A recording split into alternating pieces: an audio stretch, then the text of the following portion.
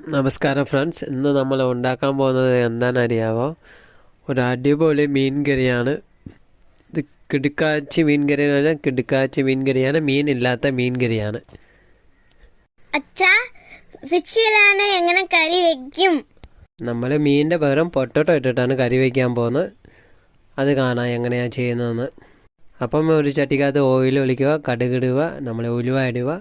അതിനകത്ത് അങ്ങോട്ട് അരിഞ്ഞ് വെച്ചിരിക്കുന്ന കറി ലീഫും ജിഞ്ചറും ഗാർലിക്കും റെഡ് ചില്ലിയും പിന്നെ തേങ്ങ കൊത്തുകൂടി ഇട്ടിട്ടാണ് ഉണ്ടാക്കുന്നത്. നമ്മൾ ഓണിയനൊക്കെ നല്ലപോലെ വതങ്ങിക്കലിപ്പം തക്കാളി ഇച്ചിരി ഇടുക, 1.5 സ്പൂണ് മുളക് പൊടി ഇടുക, അങ്ങോട്ട് കുറച്ച് മല്ലിപ്പൊടി 1 സ്പൂനും മഞ്ഞൾപ്പൊടി ഇടുക, അങ്ങോട്ട് നല്ലപോലെ ഇളക്കി കൊടുക്കുക.